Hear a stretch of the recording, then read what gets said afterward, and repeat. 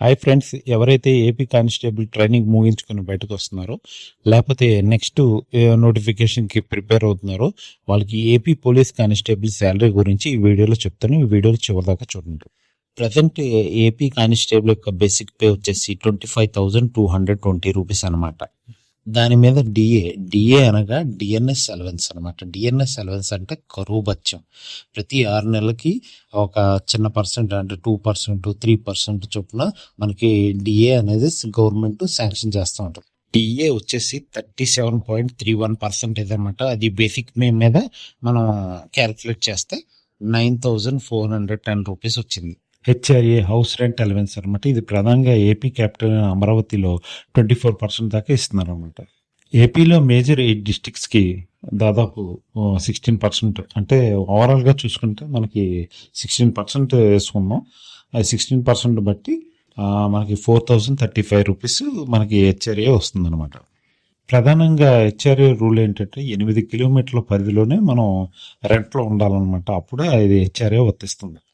Additional HRA 2,000 rupees దాకా ఇస్తారు. ప్రధానంగా ఇవ్వడానికి గల కారణం ఏంటంటే, ఎవరైతే ఎమర్జెన్సీ సర్వీస్ చేస్తూ ఉంటారో, అంటే పోలీస్ అని, ఆ తర్వాత మెడికల్ డిపార్ట్మెంట్, ఫైర్ డిపార్ట్మెంట్, వీళ్ళకి ప్రత్యేకంగా ఇస్తారన్నమాట. దానికి గల కారణం ఆఫీస్ టైమింగ్స్ దాటిన తర్వాత కూడా వీళ్ళు సర్వీస్ చేయడం వల్ల. రిస్క్ అలవెన్స్ 225 రూపీస్ ఇస్తారు. అలాగే కేఎంఏ కిట్ మెయింటెనెన్స్ అలవెన్స్ అనమాట. ఇది ఎందుకంటే ఇది షూ మరి గ్రౌండ్ షీట్ అలాంటి వాటి కోసం అనమాట. అలాగే సిసిఏ సిటీ కాంపన్సేటరీ అలవెన్స్ అనమాట. ఇది 300 దాకా ఇస్తారు.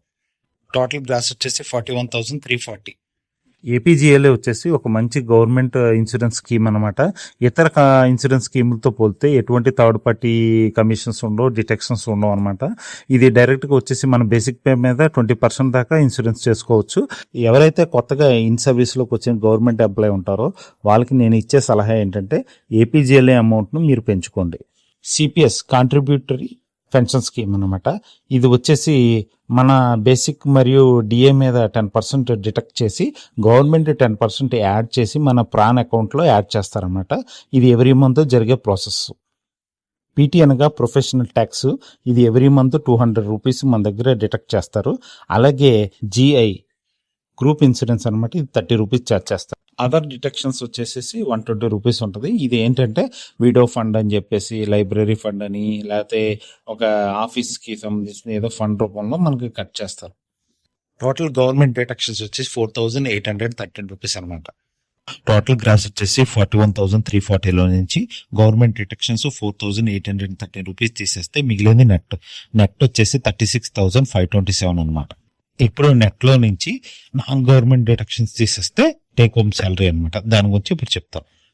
నాన్ గవర్నమెంట్ డిటెక్షన్స్ వచ్చేసి భద్రత వచ్చేసి 1,000 రూపీస్ సబ్స్క్రిప్షన్ అనమాట. దీంట్లో లోన్స్ మరి హౌసింగ్ లోన్స్ ఇస్తారనమాట. అలాగే ఆరోగ్య భద్రత ద్వారా ఒక కార్డు ఇస్తారు. ఆ కార్డును ఉపయోగించి లిస్టెడ్ హాస్పిటల్ మనకి ఎప్పుడైనా మెడికల్ ఎమర్జెన్సీ వచ్చినప్పుడు ట్రీట్మెంట్ చేసుకోవడానికి అవకాశం ఉంటుంది అనమాట.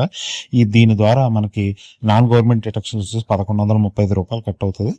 ఇందాక గ్రాస్ లో నుంచి ఆ గవర్నమెంట్ డిటెక్షన్ తీసేస్తే నెట్ వచ్చేసి 36,527 అయితే, దాంట్లో వచ్చి నాన్ గవర్నమెంట్ డిటెక్షన్స్ 1,135 తీసేస్తే లాస్ట్ మిగిలేది టేక్ హోమ్ శాలరీ 35,392 అనమాట. ఇది మన చేతికి వచ్చే శాలరీ. ఇలాంటి ఇన్ఫర్మేటివ్ వీడియోస్ కోసం AB competitive exam channel subscribe చేసుకోండి. Thank you very much friends.